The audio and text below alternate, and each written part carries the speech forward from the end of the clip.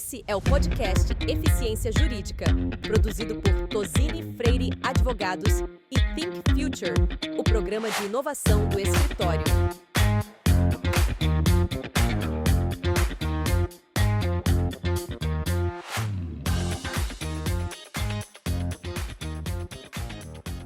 Olá, bem-vindos e bem-vindas. Esse é o nosso podcast Eficiência Jurídica. Eu sou Fernanda Marinho, Head de Inovação do Think Future, o Hub de Inovação de Tozini Freire Advogados. E hoje eu tenho o prazer de trazer para vocês dois convidados super relevantes para o ecossistema de inovação de Lawtechs e Legaltechs, Cauê Amaral e Rafael Grimaldi. Obrigado pelo convite. Obrigado, gente. Nos últimos capítulos, a gente tem falado sobre os elementos tanto em escritórios de advocacia quanto em associações. Falamos também com líderes de departamentos jurídicos, tanto sobre temas de legal ops, legal design, inovação, empreendedorismo e eficiência nesses departamentos. E hoje também eu tenho o prazer de apresentar para vocês a Bianca Candela, que é a nossa analista jurídica, especialista em dados e inteligência artificial generativa.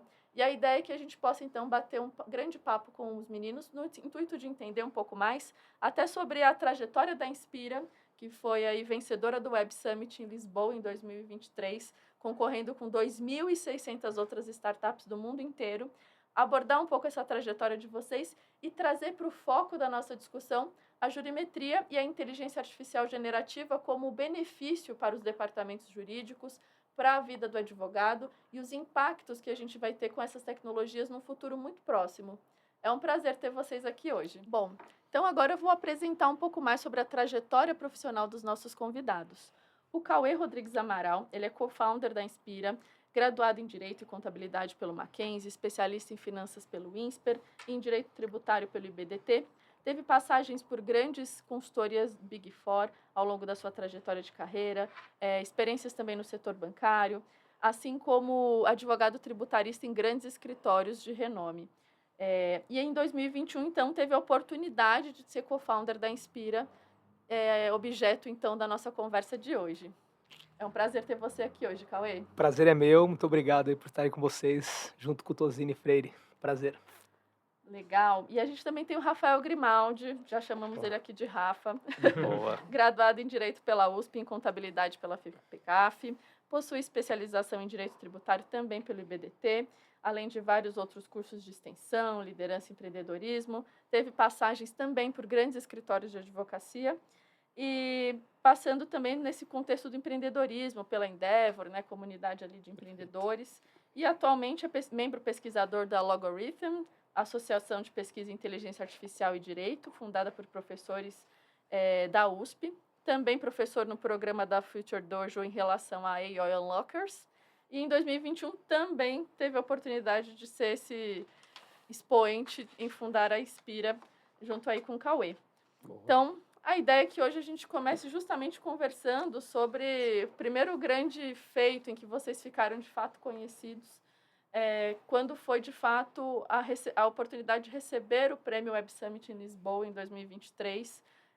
Acho que para o ecossistema brasileiro inteiro, né, de startups, isso já foi um grande feito para a gente ter uma startup da América Latina sendo reconhecida mundialmente num evento tão importante como esse. E a ideia, então, é perguntar um pouco para vocês o que essa vitória significa e qual foi o impacto, né, que a Inspira teve após todo esse evento. Boa, posso começar aqui? Vamos lá, então, a gente se complementa. Bom, acho que em primeiro lugar, a gente ficou muito orgulhoso. Acho que acima de tudo, por alguns aspectos, mas dois em específico. Acho que levar o direito a esse patamar, né, representando ali uma Legal Tech, eu acho que foi muito interessante, porque um histórico de 7, 8 anos de evento, foi a primeira vez que uma Legal Tech venceu a competição. E era um mercado, uma indústria que não era tão considerada nesse tipo de premiação.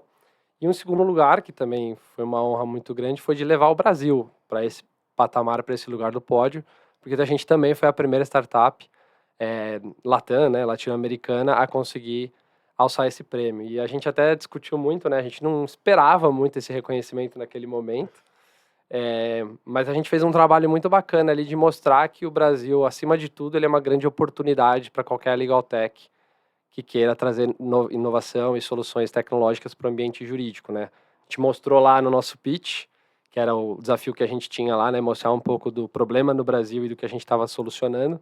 Como o Brasil, a gente até colocou lá a taça da Copa do Mundo, como o Brasil é o campeão mundial em inúmeros problemas jurídicos, em quantidade de advogados, tem bastante advogado e advogada no país, Sim. campeão mundial em processos judiciais também, muitas vezes em morosidade, né? A gente está em alguns rankings, por exemplo, o ranking do Doing Business, né? A gente está lá embaixo no ranking muito também por conta de dificuldade de apuração de tributo, abertura de empresa. Então, tudo que é relacionado à burocracia, o Brasil é reconhecido, né? Então, a gente fez questão de mostrar isso como uma oportunidade e mostrar que existem startups, existem players aqui no Brasil, no país, que estão fazendo coisas legais para que esse ambiente, para que esse ecossistema evolua e a gente finalmente pare de olhar para o jurídico como uma burocracia, como um entrave, mas como um facilitador e até do ponto de vista de segurança, né, para solucionar ali tudo que os grandes negócios no país precisam. Acho que foi um pouco disso, não sei se você tem algo a agregar.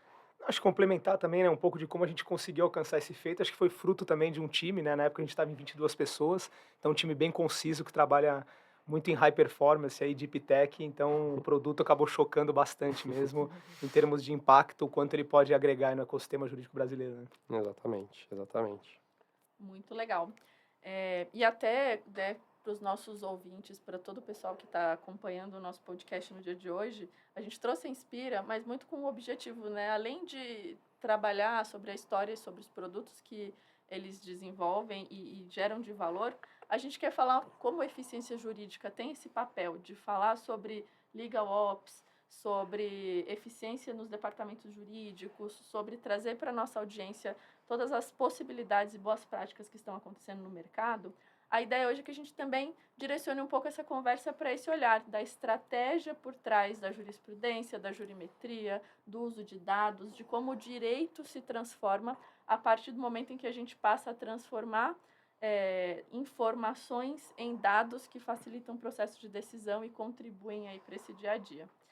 E aí, eu quero começar falando um pouquinho sobre a inteligência artificial generativa. A gente já vem tratando isso em alguns episódios, mas com esse olhar hoje de aplicação da inteligência artificial na otimização dos processos jurídicos. Como é que vocês veem essa aplicação e o quanto ela tem trazido benefícios aí para o dia a dia do advogado?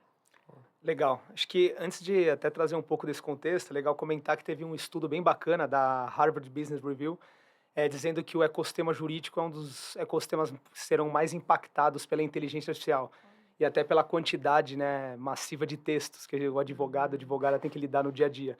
Inclusive, Goldman Sachs também lançou uma matéria dizendo que como segunda indústria mais impactada. Então, acho que tem bastante campo, bastante espaço para a inteligência artificial generativa navegar, né?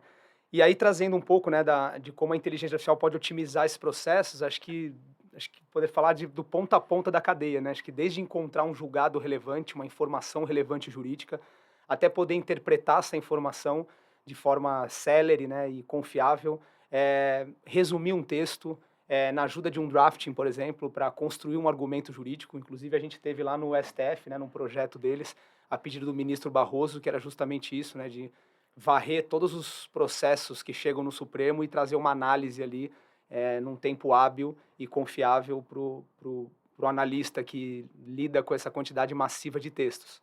Então, acho que falando de inteligência artificial nos processos jurídicos, acho que todas as áreas, né, todos os campos ali tem muito que impactar. Acho que trazendo aqui um outro ponto também, acho que o céu é o limite aqui, né? Porque, como o Cauê disse, a gente está falando de uma tecnologia, né, inteligência artificial, que dentro do contexto atual, né, dos Large Language Models, dos LLMs que a gente tanto fala, a gente está falando de texto. O que o advogado, a advogada faz no dia dele inteiro? Ele basicamente trabalha com texto, entrega texto, revisa texto, escreve texto. Então, assim, é uma tecnologia que é dita pelo mercado e também, na nossa opinião, perfeita para aplicação para o mundo jurídico, assim. E a gente olhou isso também, de novo, acho que está dentro do contexto da primeira pergunta, com uma baita oportunidade de construir uma solução transformadora para essa indústria. A gente tem alguns casos que até, assim, nós somos ex-advogados de formação, a gente fica chocado com o nível de eficiência que um produto como esse consegue trazer. Na nossa época, nosso primeiro produto foi um produto de pesquisa. Quantas horas quantos dias, muitas vezes, eu gastava para fazer uma pesquisa. Hoje, com uma solução como a nossa, puxando aqui a sardinha um pouco para a gente, dá para fazer isso em minutos. Então, assim, tanto para pesquisa, quanto para escrever, quanto para sumarizar um texto, né? A aplicação de inteligência artificial generativa em texto, ela é quase infinita. Então, dentro do contexto jurídico, qualquer fluxo que a gente conseguir imaginar, você comentou, né? Legal Ops, eficiência dentro do departamento jurídico, atuação core de um escritório como o Tosini Freire, do ponto de vista argumentativo, técnico, tudo isso a gente consegue usar a inteligência artificial e acho que essa é a magia desse momento que a gente está vivendo agora, onde a gente consegue usufruir de uma tecnologia que não existia antes. Inteligência artificial existe há muito tempo, mas no nível que ela está hoje, acho que a gente nunca chegou numa capacidade de processamento de máquina como a gente tem hoje, assim. E aí isso é perfeito para o jurídico, porque a gente está lidando muitas vezes com dados massivos, largos volumes de texto, textos desestruturados, né, sem, às vezes, paragrafação. Muitas vezes, em documentos que a gente pega de tribunais, os documentos são escaneados. Então, assim, tem N desafios aqui para a gente trabalhar e que esse tipo de tecnologia ajuda demais a construir soluções que resolvam as dores dos advogados e das advogadas. Que legal. Eu queria também trazer para a nossa conversa a Bianca Candela. E eu queria, Bi, que você contasse para a gente um pouco sobre como a gente tem evoluído em termos da nossa estratégia de dados de inteligência artificial orientada para a resolução de problemas dos nossos advogados. Bom, até acho que puxando um pouco da fala de vocês, e uma palavra que quando eu escuto e a gente envolve em inteligência artificial, para mim faz muito sentido, e ainda mais quando a gente está falando de inteligência artificial generativa, que é a interpretação. Então, quando a gente estava falando, assim, eu como uma profissional de dados, o que a gente mais precisava era de dado estruturado. E quando vem a inteligência artificial generativa com essa capacidade de interpretação, eu não tenho mais o problema do dado estruturado, que no direito é um grande problema, né? Seja porque eu não tenho um sistema hoje unificado ou dentro de um escritório, ou porque é isso, a gente tem muitos processos e eu tenho muitos advogados, mas ter esse trabalho de ler e tirar insight, de virar dado, eu acho que esse é um ponto que a inteligência artificial vai ajudar a gente, tem ajudado a gente, até mesmo aqui em Tosini Freire, com alguns dos nossos projetos, tanto para clientes quanto projetos internos. Então, olhando aqui, até a gente pode falar um pouquinho do projeto que a gente está fazendo juntos, de trazer, né, essas decisões, esses julgados e sair um pouquinho do papel dessa parte mais interpretativa para virar um dado, para virar um dashboard, para virar uma estratégia para o meu cliente ou até mesmo para a minha defesa. Então, eu vejo que sim, eu adoro esses dois assuntos juntos, né, de análise de dados e de inteligência artificial. E acho que até o nosso foco aqui para a próxima pergunta. Sim, vamos falar então um pouco sobre jurimetria, né? Então, falando de jurimetria, o que vocês enxergam hoje que a gente tem em termos de soluções disponíveis, de boas práticas, tanto em tecnologia, que possam, de alguma maneira, beneficiar os advogados em relação à previsibilidade de resultados e à análise de risco? Ótimo. Esse é um tema fascinante há muito tempo, né? Muito se fala sobre jurimetria há pelo menos uns 10 anos aí, desde que a gente estava envolvido no jurídico, até mais, eventualmente. E é um tema que eu considero relativamente polêmico, tá? E vou explicar o porquê. Quando a gente construiu a nossa ferramenta, né, o Inspira, a gente pensava muito em trazer uma solução de jurimetria integrada à parte de pesquisa jurisprudencial, por exemplo, né?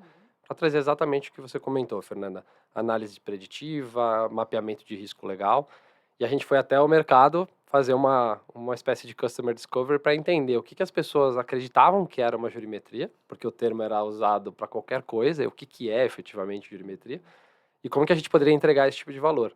E a gente ficou relativamente surpreso, né? Porque, assim, no que tinha no mercado à época, estou falando ali entre 2020 e 2021, as grandes discussões ou as grandes fricções que a gente olhava na interação de qualquer usuário, advogado ou advogada, com produtos de jurimetria, era assim, pô, mas eu quero aqui fazer uma análise preditiva, mas eu não quero abrir mão de nenhum risco de erro da interpretação da tecnologia. E a gente falava assim, ué, mas calma, nenhuma tecnologia entrega 100% de assertividade, especialmente se a gente estiver falando de milhares de decisões que eu tenho que analisar. Que risco você quer topar, né? E muitos falavam, putz, se você não consegue cobrir o risco total, eu nem quero contratar uma solução nesse aspecto. E aí, o que a gente começou a perceber? Como é que a gente construiria um produto que levaria, né, o nosso usuário para esse caminho dele conseguir fazer um mapeamento de risco ou uma jurimetria, que é basicamente pegar os dados jurisprudenciais e transformar isso em estatística, em dashboards, em gráficos. Como é que a gente ajudaria ele a fazer isso sem necessariamente dar a resposta pré-pronta de que, olha, esse caso ele é favorável ou desfavorável e impedir que o próprio advogado ou advogada fizesse uma revisão daquela análise? Porque muitas vezes era um caso que a gente se deparava quando a gente era advogados, era assim, era favorável no aspecto processual e desfavorável no aspecto de mérito. E aí eu tinha que calibrar a inteligência artificial para buscar essa nuance dentro de um caso de 50, 60 páginas do CARF, né? A gente trabalhava com direito tributário. Então, assim, super difícil, super desafiador. E aí, dentro do contexto das novas tecnologias, e aí estamos falando agora já de 2024, inteligência artificial generativa, como a Bianca comentou, hoje a gente tem uma capacidade de máquina de processamento muito melhor para entregar esse tipo de valor. Mas a gente ainda, por exemplo, dentro do nosso produto, a gente vê isso com cautela. Então, a abordagem que a gente lida sobre esse aspecto da jurimetria é a seguinte: como é que eu dou atalhos de interpretação e de avaliação para o advogado ou advogada que está consumindo aquele texto? Exemplo, putz, ele gastaria 30 minutos para descobrir se é bom ou ruim. Como é que eu faço ele chegar nessa conclusão em segundos? E aí ele tem uma etapa mínima revisional dentro de um contexto geral para entender o comportamento geral daquela tese, por exemplo. O que é muito diferente de eu falar assim, olha, tá aqui a resposta, nem precisa revisar, confia, tá 100 a 150 e vai que vai, sabe? Então, é um pouco da abordagem que a gente trouxe para o nosso produto e eu acho que a gente ainda vai ter avanço na esfera da jurimetria, assim. Muito provavelmente, eu acredito nisso, que daqui 1, 2, 3 anos, talvez a gente consiga executar essa máxima perfeição que os nossos clientes pedem, que é eventualmente o robô fazer a análise completa de zilhões e zilhões de casos sem uma etapa revisional humana. Na nossa análise, na minha interpretação, isso ainda não é tão possível ser feito com um grau de assertividade muito elevado, mas se o cliente, se a pessoa que está usando aquela ferramenta topar um pouco do risco, aí obviamente é perfeitamente plausível, porque, para finalizar aqui, né, eu acho que agrega demais, não tenha dúvida. Eu acho que você conseguir analisar uma tese, um tema, uma perspectiva macro sobre tendências, às vezes muito localizadas, quando a gente estiver falando de um ambiente, né, a gente está falando de um país com 26 estados mais Distrito Federal. Às vezes o comportamento no TJ São Paulo é completamente diferente no TJ Amazonas. Então é importante fazer esse mapeamento. Mas a nossa visão é como é que a gente dá atalhos para que esse mapeamento seja feito ainda pelo advogado por conta dessa limitação de risco que eu comentei. E até pela nuance do próprio direito, né? Então, sob que ótica eu estou analisando aquela decisão. Então, às vezes, um acórdão que é favorável para mim, uma outra pessoa ele pode ser desfavorável. Então, por mais que a inteligência fale, olha, é um acórdão favorável, acho que tem essa camada humana que é super importante de dizer, não, realmente, para mim ele é favorável. Então, Favorável pra quê? Exatamente. Exatamente. Favorável para quê? Perfeito. Então, por isso a gente desenhou já a experiência tendo essa camada humana, até para não ter uma auditoria depois, né? De a inteligência cravar, tá 70-30, eu tenho que ter uma auditoria humana dizendo se tá 70-30 mesmo. Interessante. Do ponto de vista de jurimetria, Bianca, como é que você acha que aqui a gente está se beneficiando e beneficiando a entrega para os nossos clientes? Se a gente fosse até comentar para os departamentos jurídicos, como é que eles levam a jurimetria de uma maneira impactante para a organização como um todo? Bom, acho que uma coisa que é legal frisar sobre a jurimetria é que ela é um estudo, né? Então, você vai realmente trazer uma metodologia, premissas, vai depender do caso, da contextualização. Então, ela vem com esse estudo para ser um suporte para o advogado. Ele é mais uma opção ali dentro do caso, da estratégia. Então, a jurimetria, ela não eu não vou chegar ali para o juiz e trazer, olha, é isso aqui, essa é a verdade. Na verdade, não, ela faz parte da minha fundamentação, da minha justificativa, da minha argumentação. Aqui no escritório, a gente tem diferentes tipos de entregas da jurimetria, seja uma jurimetria um pouco mais estratégica para entender padrões, até mesmo de assuntos muito novos, como que eles estão sendo discutidos no judiciário, até para a gente preparar os advogados de alguns assuntos que eles precisam estudar ou algumas argumentações que eles precisam rever. Ou então, na entrega de dashboards, a gente tem tanto dashboards de volumetria, então trazendo dados processuais para a gente acompanhar tendências, ou até um pouquinho mais qualitativos, que a gente, por exemplo, pode usar a inteligência artificial para tirar um pouco mais desses insights e aí trabalhar com essa estratégia. E é algo que a gente gosta muito e a gente acha muito necessário aqui na jurimetria, além de, por exemplo, o BI, que é essa visualização dos dados, é trazer o sumário executivo, e aí eu acho que a Fê também pode complementar. Mas a gente vê esse sumário executivo como uma parte da argumentação, é onde eu vou trazer conclusão, insight, e aí eu vou trazer, obviamente, também o meu posicionamento, a minha estratégia, como que o meu estudo de jurimetria ele se liga no caso que eu estou atuando. Perfeito. Eu acredito bastante, né? Tendo vindo todo de um histórico de consultoria de gestão e conhecendo o direito nesses últimos tempos, o que eu tenho reparado é que a jurimetria ela facilita muito esse processo, inclusive quando os departamentos jurídicos estão em momentos de pressão por toda conta, né, que impacta o resultado final de uma organização, ela acaba sendo muito cobrada, especialmente em momentos em que de uma economia um pouco mais parada, com um pouco mais de dificuldade, existe uma pressão por todos os lados por uma redução de custos. E os custos no contencioso, eles são de fato também elevados e podem gerar aí problemas seríssimos até para uma empresa. Uma estratégia dessa pode valer milhões fácil, né? Dentro do nosso contexto de contencioso judicial. Com Exatamente. E aí, olhando para a jurimetria, eu vejo uma oportunidade muito grande aqui da gente olhar para essas estratégias e entender quais são as oportunidades que a gente tem de, seja promover acordos, seja melhorar uma estratégia de defesa, seja conhecer o que o mercado está praticando para isso refletir de alguma maneira nas decisões que eu tomo enquanto organização, em parceria com o escritório de advocacia. E também, quando a Bianca traz essa questão do sumário executivo, acho que é um olhar o olhar da gestão, ele é um olhar muito já comum a isso, mas quando a gente pega muitos textos, transforma isso em dados, e aí eu começo a ver gráficos, tá bom, mas que insights eu tiro, né? Como é que eu comunico esses dados de uma maneira também simples?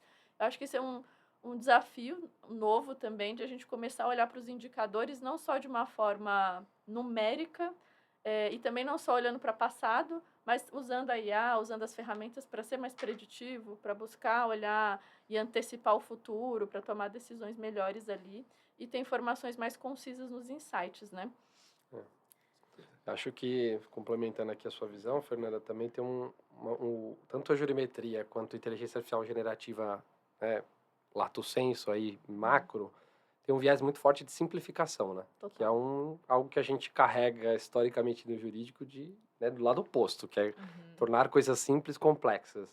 Num sumário executivo, numa página visual, com conceitos de legal design ou qualquer coisa, né, nesse sentido, a gente consegue muitas vezes simplificar uma informação até para uma pessoa que não domina o ambiente jurídico, que é algo que a gente, na nossa ferramenta, também vê com muito valor quando a gente, por exemplo, sumariza uma informação que outra pessoa que não domina aquele assunto consegue entender. Eu acho que esse viés também é bem importante para esse tipo de solução que a gente está falando aqui. Perfeito. Bom, eu vou até incluir outro tema agora na nossa conversa, que eu particularmente amo, que é a experiência do cliente, e que eu venho batendo nessa tecla um pouco aqui no direito, mas vamos chegar lá. Falando então dessa transformação da experiência no cliente, né? Como é que vocês entendem que essa colaboração entre os parceiros de tecnologia, né, o ecossistema de Lawtechs e Legaltechs, colabora para que o serviço jurídico possa entregar uma experiência diferenciada para o cliente? E aí eu falo tanto de um escritório entregando valor para o seu cliente final, como também para os próprios departamentos que tem ali o cliente interno como seu cliente também, né? É uma relação ali importante de percepção de valor entre o trabalho do departamento com a interface das áreas de negócio. Legal. Acho que qual que é o core de um escritório de advocacia, né? Acho que é trazer um serviço jurídico com excelência. E aí qual que é o core de uma Legaltech, né? Lawtech, é trazer uma tecnologia de excelência no ecossistema jurídico. Então, assim, as duas frentes têm uma sinergia enorme, inclusive foi assim que a gente fundou o Inspira, né? Eram advogados, e aí todo mundo falava, como vocês vão entregar o que vocês vislumbram sem tecnologia? E aí o pessoal de tecnologia falava, não, é só uma empresa de tecnologia. Como as pessoas de tecnologia vão entregar sem ter a visão do advogado? Então, acho que antes de trazer o tema, acho que é uma combinação perfeita.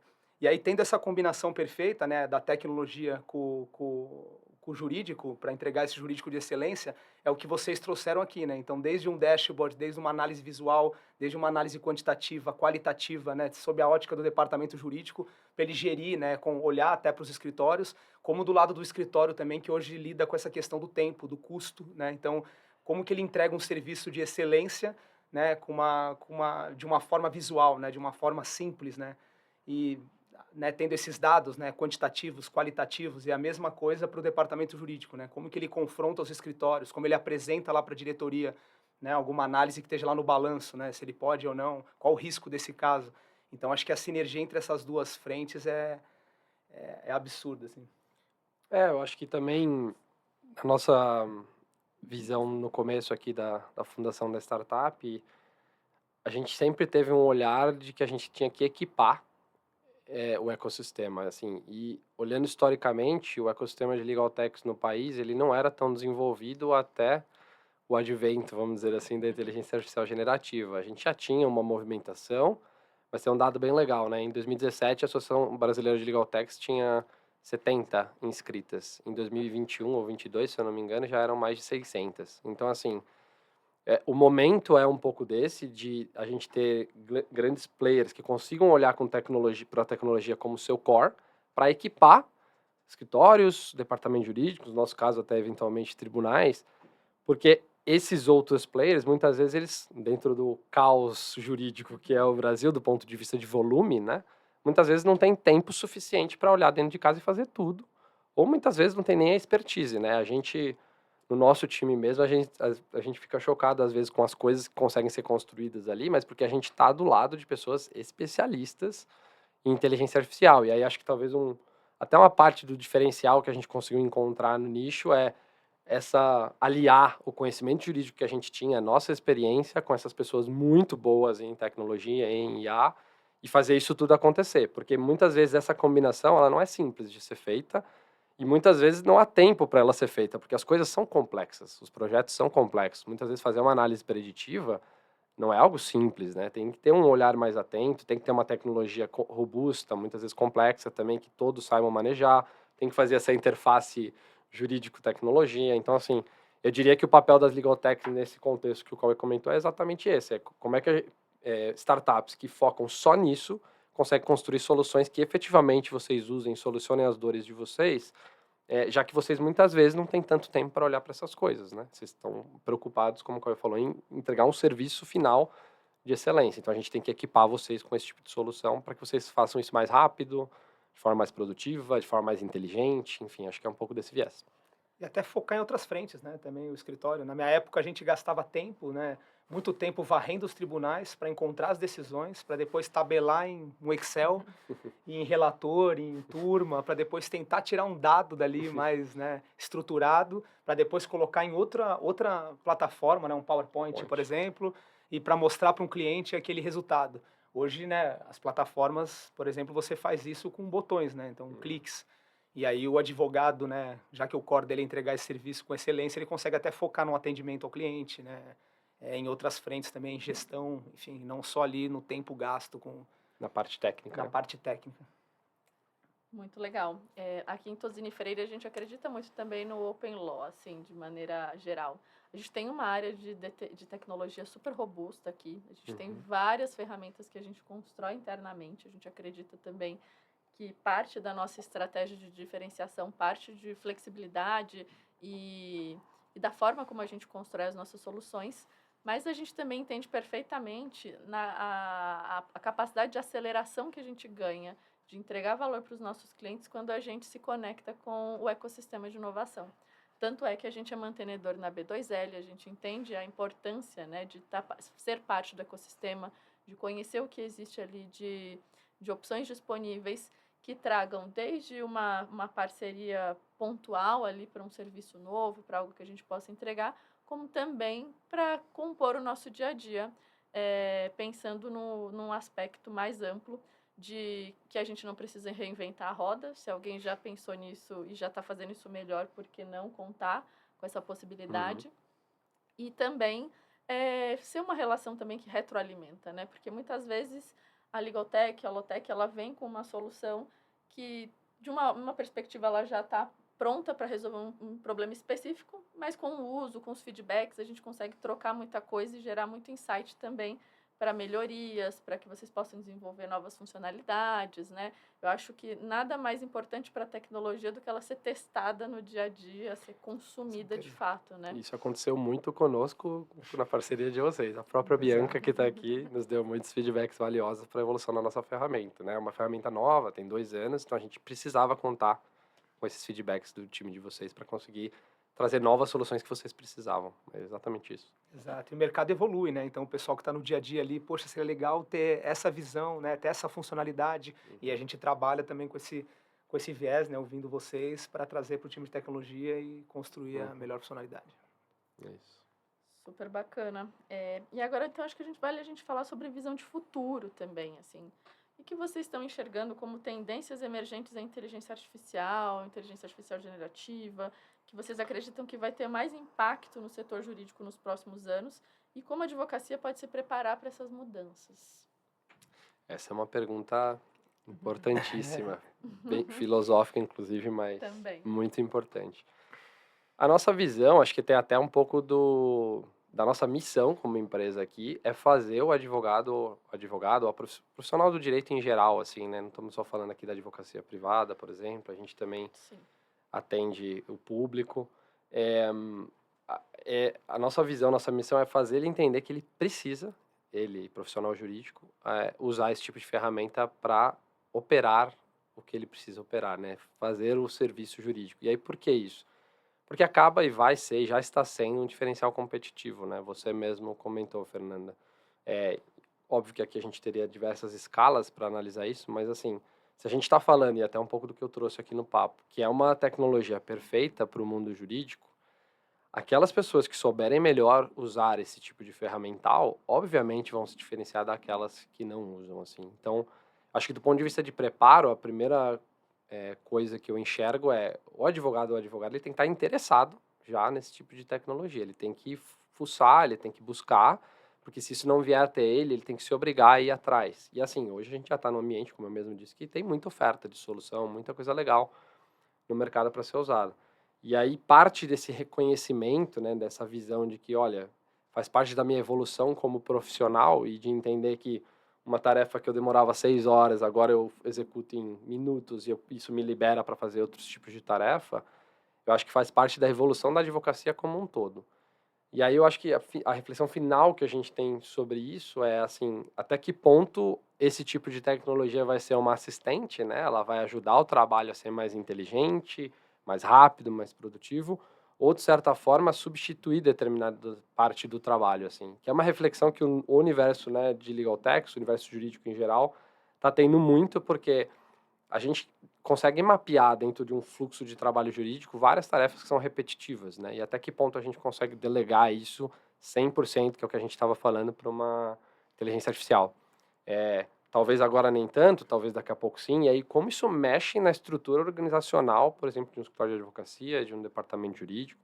Eu acho que esse tipo de discussão ele vai moldar os próximos 5, 10 anos de como esses entes vão se estruturar para aderir tecnologia e entender qual vai ser o comportamento de uso dentro dessas estruturas, porque a gente vê que são casos reais, tem clientes nossos que demoravam no ano 600 horas para fazer um determinado fluxo de trabalho, um departamento jurídico, por exemplo, e agora gastam 10 horas. Tem 590 horas liberadas. Eu libero isso para uma nova pessoa ou eu não preciso de tanta gente no meu time sobre esse aspecto? Então, assim, é uma coisa, como eu disse, filosófica, até estrutural, do ponto de vista de o futuro do trabalho, né? O Cauê mencionou os relatórios. O jurídico está lá em primeiro ou em segundo em muitos, né? Mas tem outras diversas profissões que estão lá sendo impactadas por esse tipo de tecnologia. E aí o que a gente olha é assim, beleza, isso é uma famosa bolha, como já foi, por exemplo, para algumas pessoas no metaverso, ou ele é uma realidade inevitável, como foi, por exemplo, dados em nuvem, né? 15 anos atrás, o pessoal falava, não, nuvem, jamais vou colocar meu dado lá, porque vai saber o que vai acontecer com esse dado, né? Quero um servidor interno meu. Putz, hoje, assim, 90% dos servidores de dados são em nuvem, né? Então, a nossa visão, e acho que é parte da nossa missão como startup, a gente acredita que é uma realidade inevitável.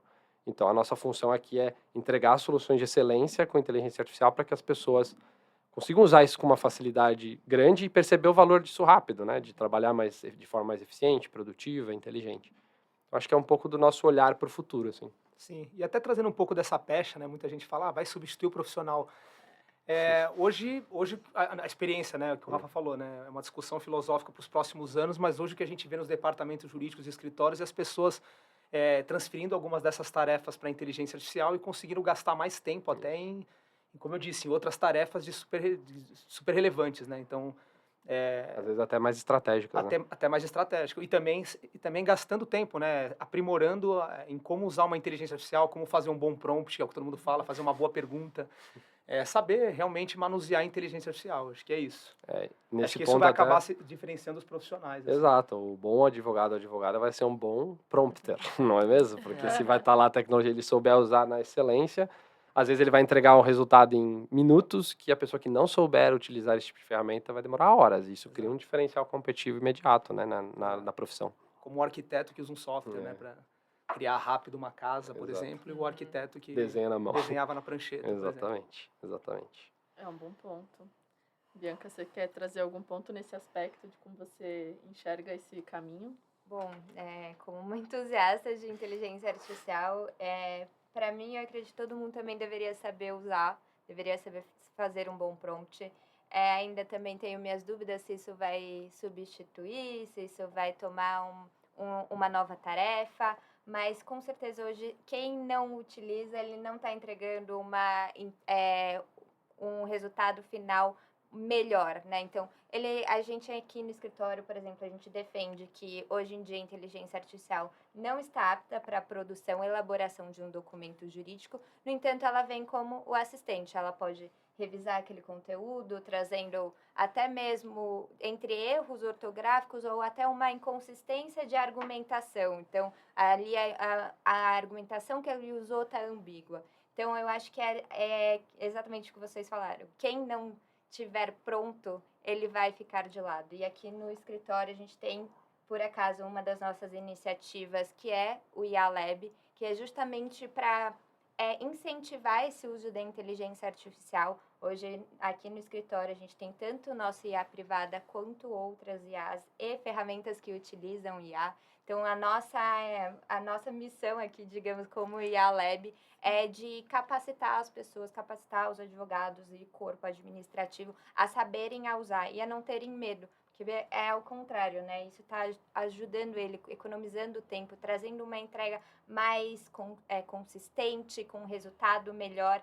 E aí aqui, como vocês falaram do próprio prompt, né? Dessa interação com a inteligência artificial. A gente desenvolveu um próprio guia de prompts, porque a gente viu que as pessoas elas têm essa dificuldade de realmente escrever. E eu sempre falo, você pode ter interação ali como se fosse uma pessoa, um chatbot, ele vai te entender. Essa é a magia da inteligência artificial generativa. Ela entende a linguagem, então é muito mais simples, muito mais fácil. E aí vem, né, será que é uma bolha? Eu já não acredito que seja uma bolha, porque é igual dados hoje na nuvem, é muito de fácil acesso. Hoje, se eu entrar aqui no meu celular, as minhas fotos estão na nuvem. Então, é uma coisa muito fácil, igual hoje eu tenho uma inteligência generativa no meu celular. Eu também tenho esse fácil acesso, essa fácil interação. Então, eu já acho que a gente não está na bolha, é realmente uma realidade. Bom. Futuro, realidade, não sei. Realidade atual e futura. Eu acho que, se a gente for falar de futuro muito próximo, o que a gente precisa agora é amadurecer a inteligência artificial generativa como uma realidade no dia a dia dos escritórios, dos departamentos jurídicos, Perfeito. no dia a dia do profissional, né? Seja ele como um assistente do profissional, seja ele como substituto de uma tarefa específica, porque sim, algumas funções acho que vão deixar de existir naturalmente, mas pelo valor agregado que elas geram ali.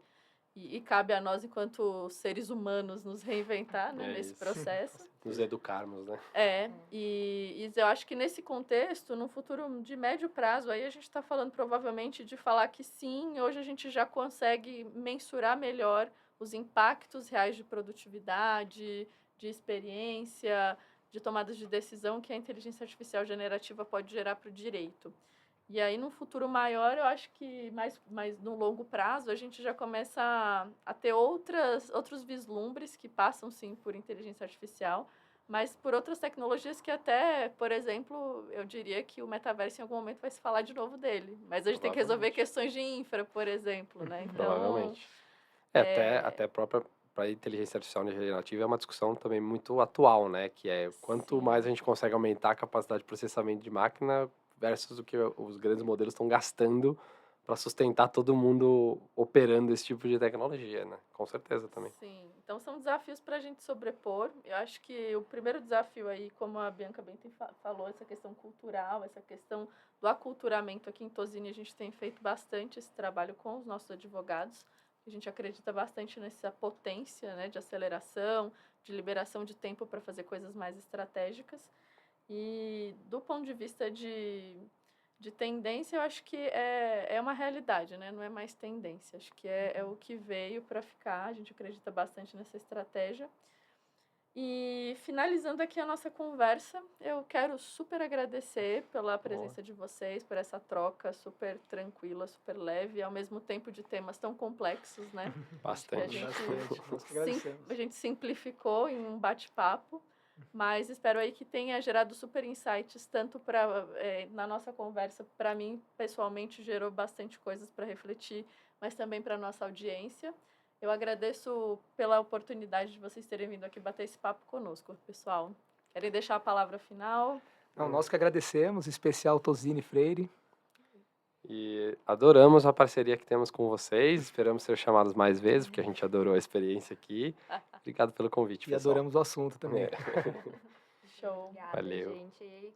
Acho que aqui a parceria Inspira só aumenta, né? A gente toda hora, a Verdade. gente falou aqui dos parceiros na prática, então estão com a gente acho que já há 2 anos, desde lá da solução só para o tributário, e a gente Verdade. continua experimentando as novas soluções. Essa É parceria isso. só cresça, né? É isso aí.